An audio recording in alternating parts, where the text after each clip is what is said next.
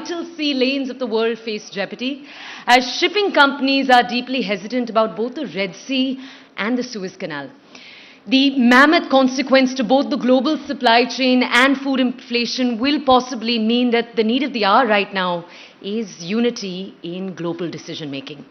In our next session, our esteemed panelists talk about how we can tide over these choppy waters. Let's take a look.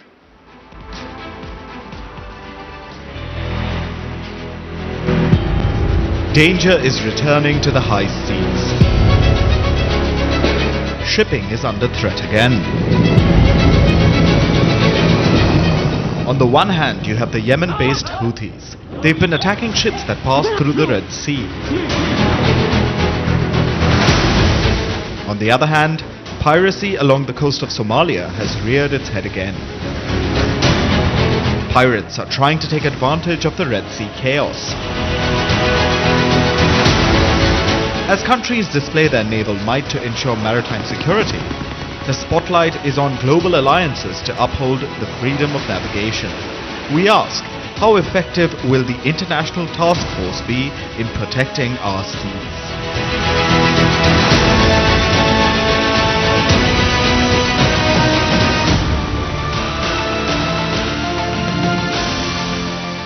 We welcome to the panel Mariya Didi.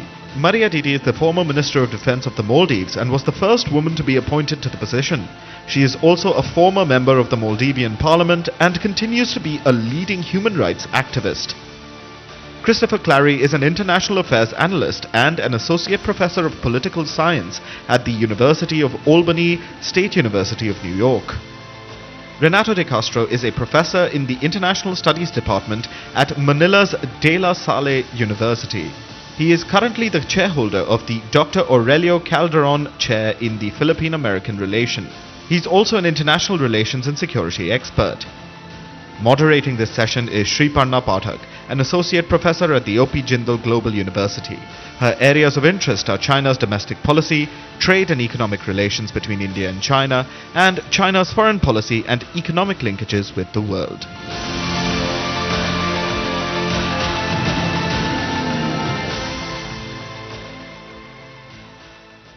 Good evening, everyone. I hope you all had an enjoyable tea break. We have an extremely exciting session.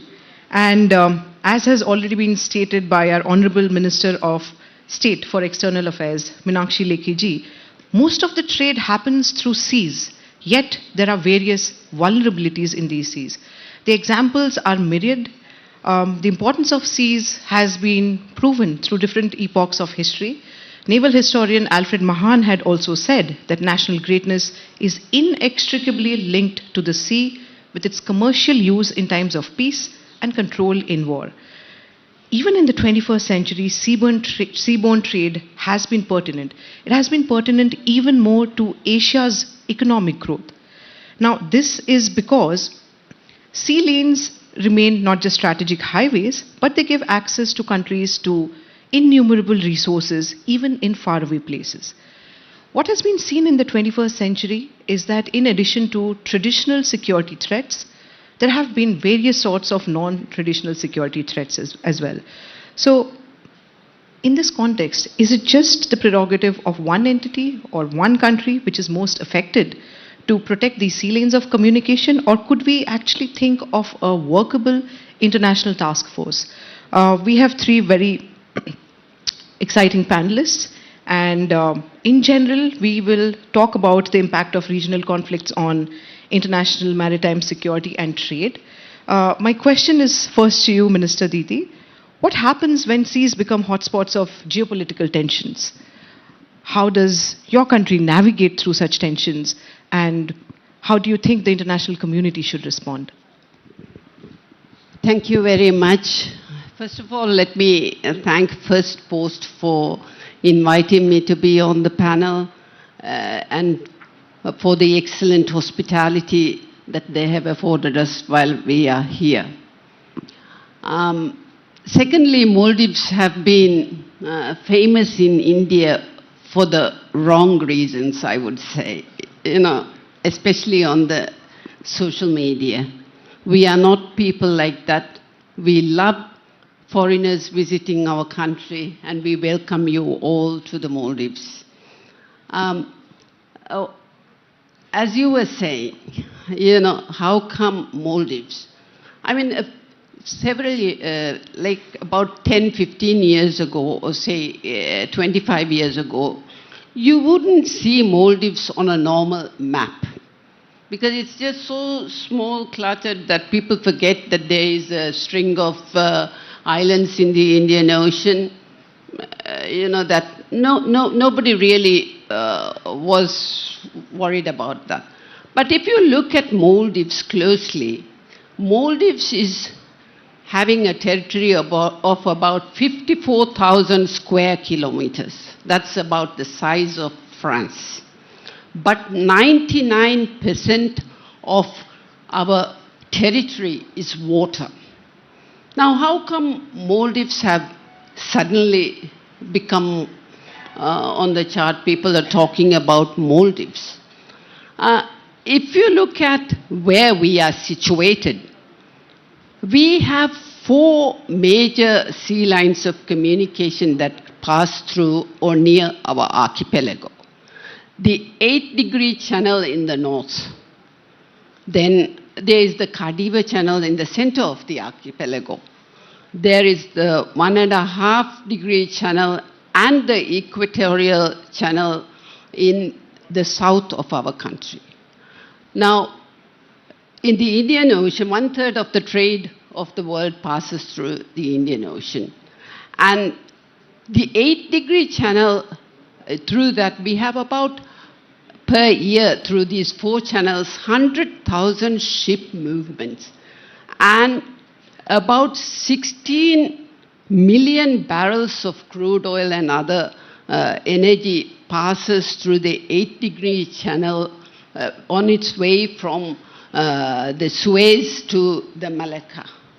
So, Maldives having stability, having a rules-based order, having the geographical connections to regional construct has become regional parties with whom we share our seas, our territory, is important for us.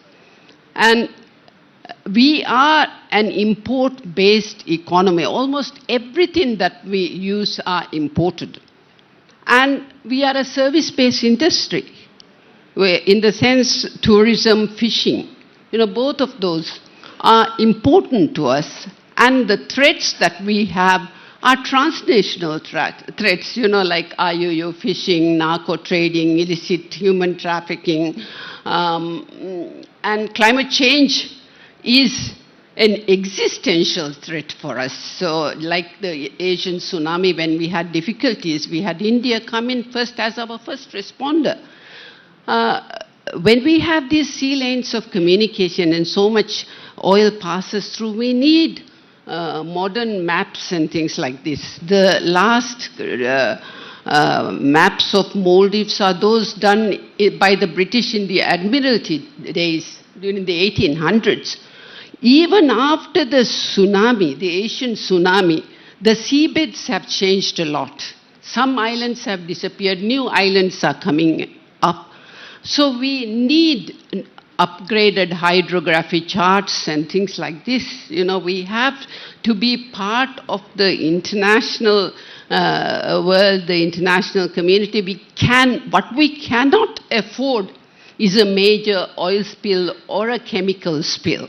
And if we do have such an accident or incident, we need neighbors. What we saw even in Sri Lanka with the pearl, the spill in the Indian Ocean also was, India was there to help us, our seas. And if something like that would happen to the Maldives, it is something that would cause so much detriment to the whole of the country. So, as part of the global world, we have to understand and be part of the international community, make sure that we maintain stability in the region, make sure the Indian Ocean is conflict-free, and that we do not have proxy wars or things like this in the Maldives. Peace in our country and in the region is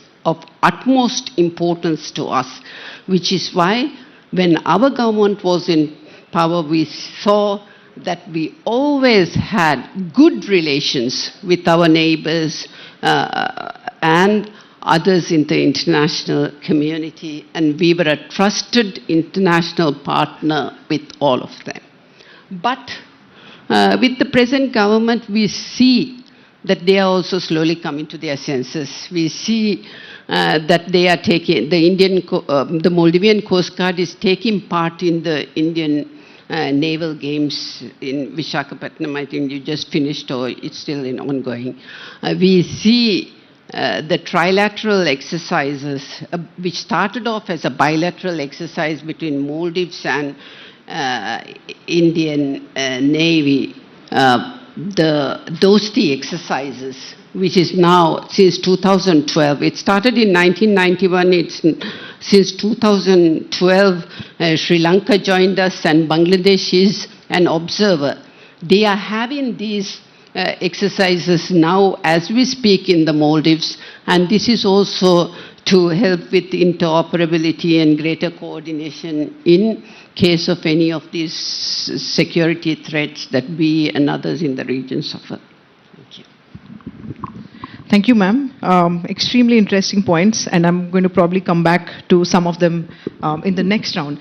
But Professor Clary, just taking off from what Minister Didi said, peace is important. Peace is important not just for Maldives, but for the entire international community. Now, the US is still the leading player in international relations. So, non-traditional security threats, as what is happening in the Red Sea, is a source of concern for the leading player of the international system. So, what are the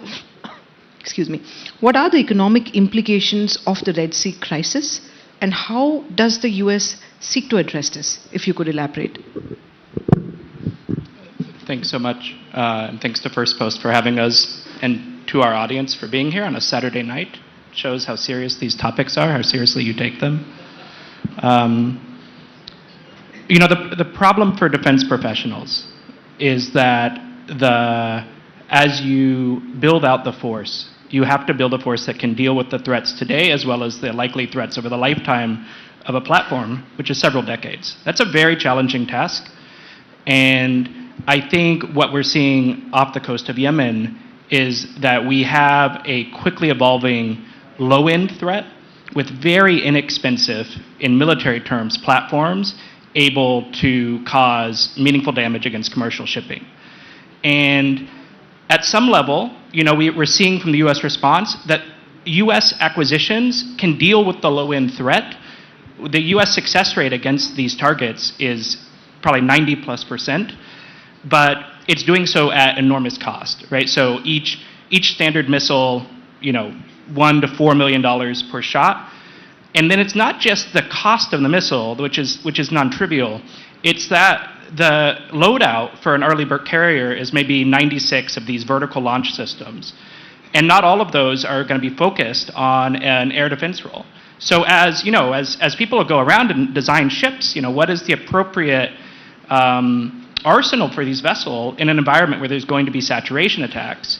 And that has meant that every Navy on the planet, if they weren't already seriously invested in anti-drone defenses in the middle of last year, they are by now.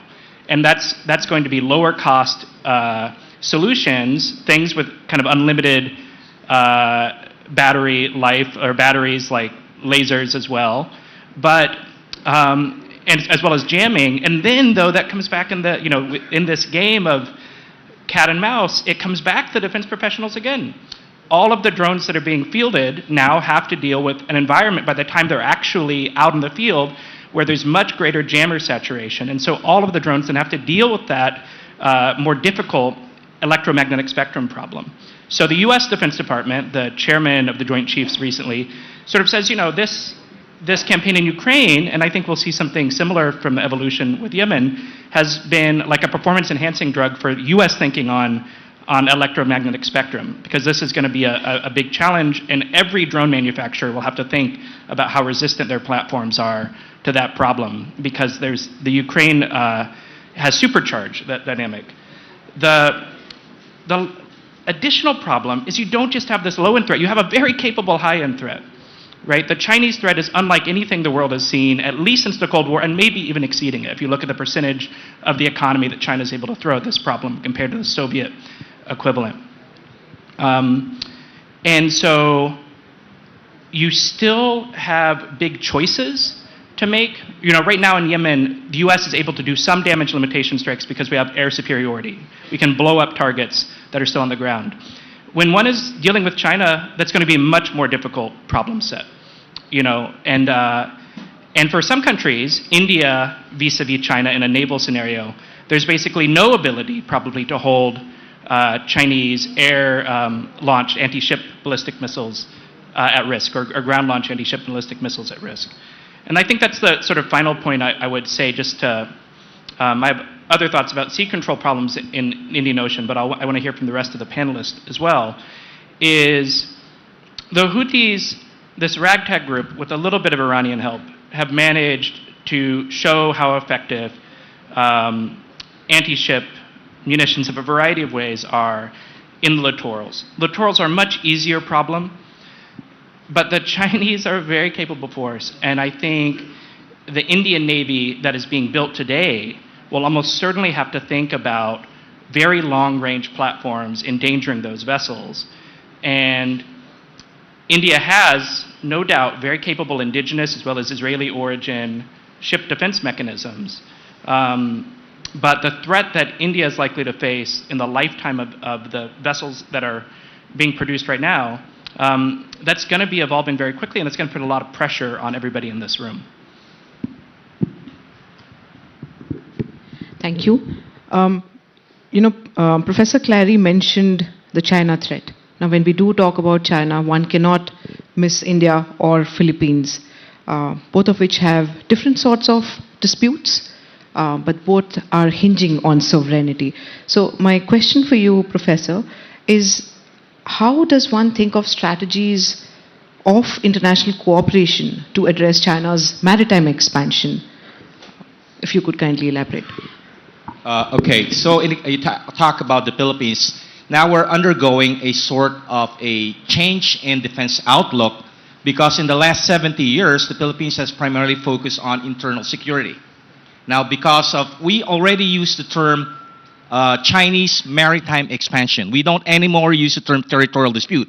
The reason is, of course, we have the arbitral ruling, which basically erased any semblance of Chinese historic claim and legal claim on the basis of UNCLOS. We prove it through the arbitral tribunal that, you know, Chinese historic claim is a myth. It never happened. The South China Sea has always been a sea common to all. Never in the history of the South China Sea has China been able to control it.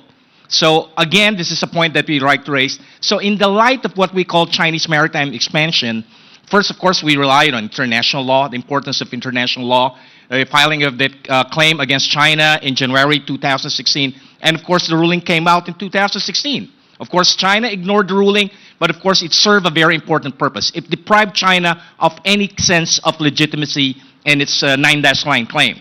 Second, of course, is the fact that right now, we are shifting in what we call the active defense, the active archipelagic defense strategy, which of course, number one, entails buildup of our military capability, shifting the focus of the armed forces of the Philippines away from the army-centric armed forces, focus on internal security to, of course, external defense, building up our Navy, building a capable anti-access area denial capability.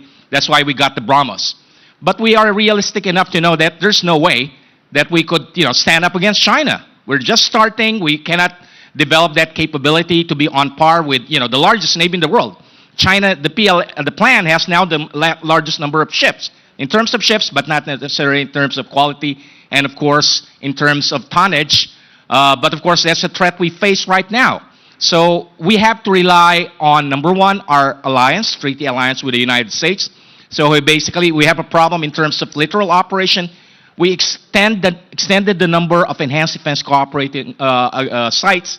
wherein the U.S. Armed Forces could operate. Not only, of course, when it comes to the South China Sea, more significantly, north of Luzon, you have, of course, the maritime space, the Luzon Strait.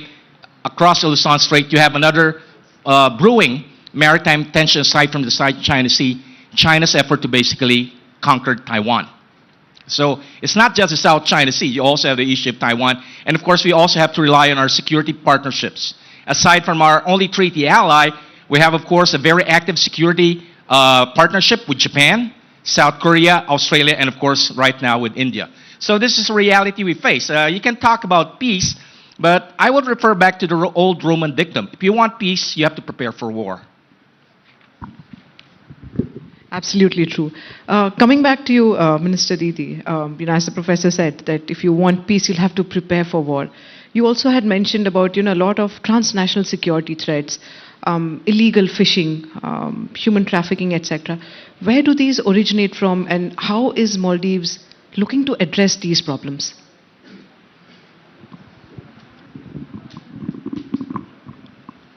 The thing is,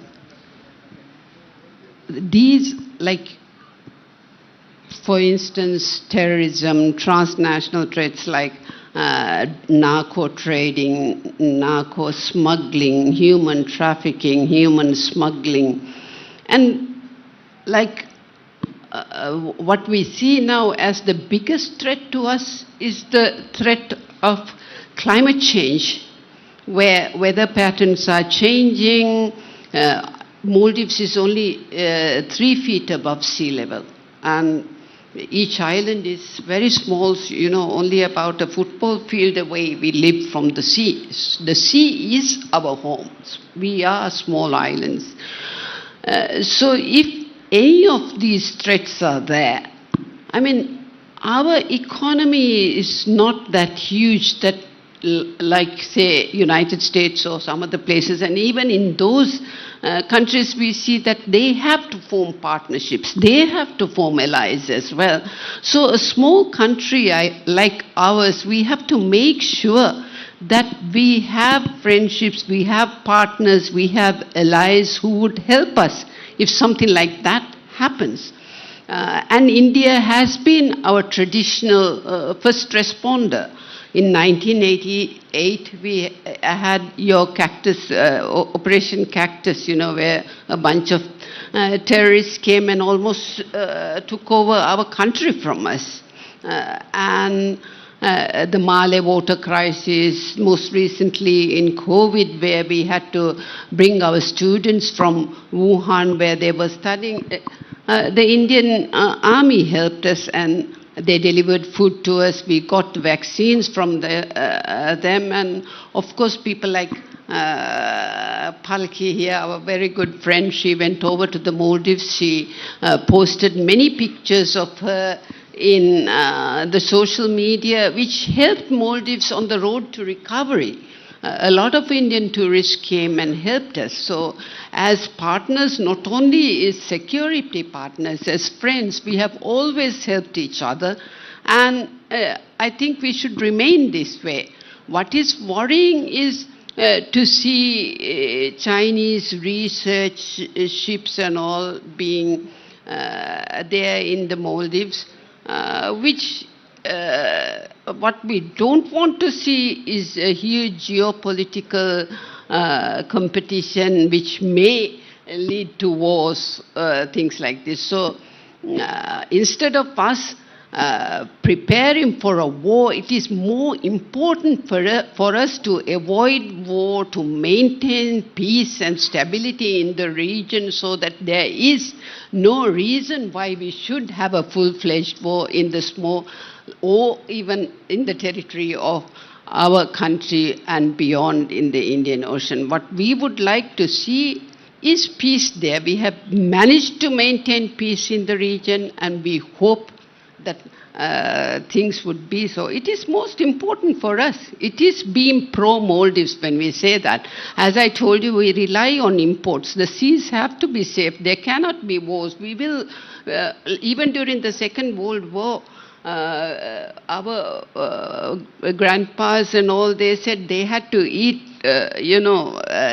leaf from the the shores, which was like, not something that is edible, because no ships could come. Even our most staple food like rice and sugar and all that is imported. Now, if you're talking about tourism, if we lose peace in the Maldives or around the region, no tourist is going to come.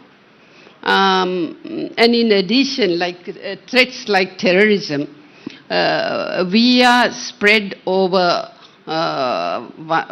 187 islands, and our resorts are about the similar amount, sporadically spread in the sea.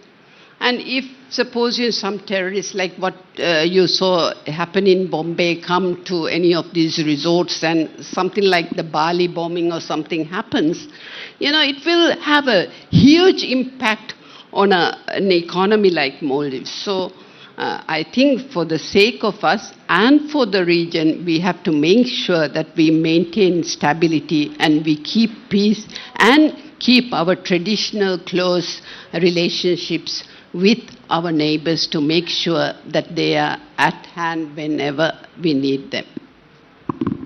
Thank you, Minister Didi. Professor Clary, I have a question from, what Professor De Castro mentioned.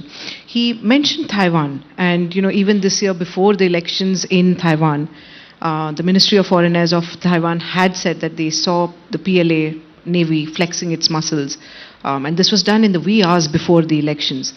During the third Taiwan Straits crisis, the US Navy had a role in just, ensuring stability. Heavens forbid, if there is a fourth Taiwan Straits crisis, then what role can the US Navy play? A Taiwan scenario, thankfully, still is an incredibly daunting problem for the PLA. But, the goal of the international community is every time, the General Secretary or the PLA Navy commander wakes up in the morning, that they tell themselves that's probably not going to work today, right? I think it would be hard, even though it looks like Russia may eke something out in Ukraine, it's hard to look at what's happening there and think that large-scale conventional warfare is easy.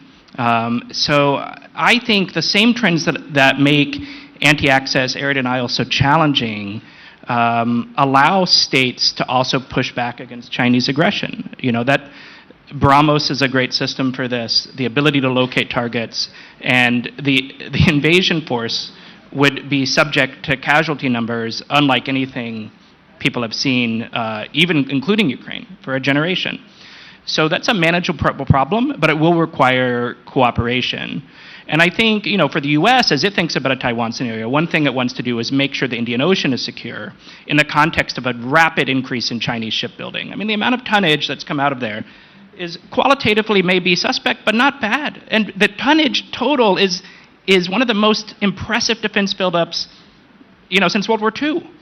And that means that there are going to be more PLA Navy vessels in the Indian Ocean.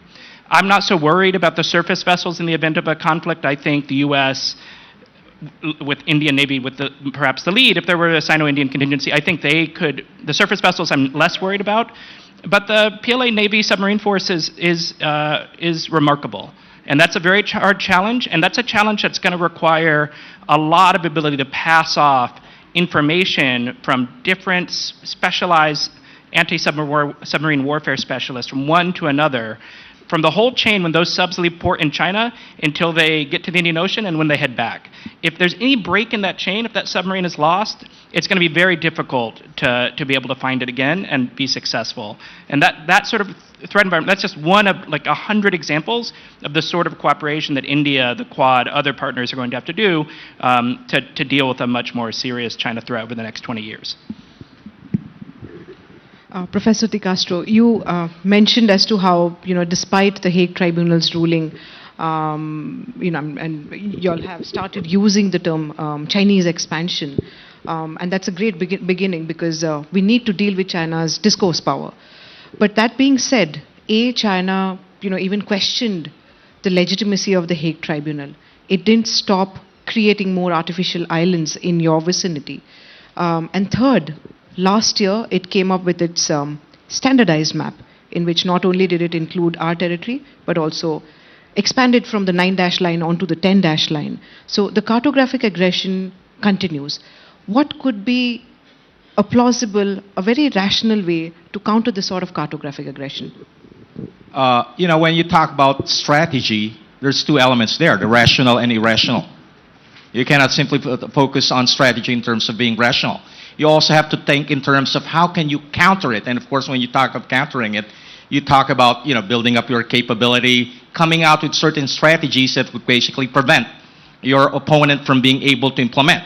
Well, of course, the ideal is deterrence, but if deterrence would not work, then you have to look at the possibility, of course, of push comes to shove. So in the case of the Philippines, that's why, of course, we have been forthcoming in allowing, of course, greater U.S. strategic presence in the Philippines.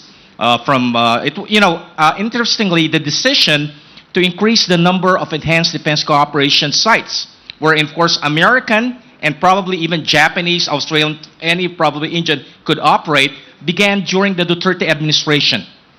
It's not during the current administration. It's because the Duterte administration implemented a policy of appeasement.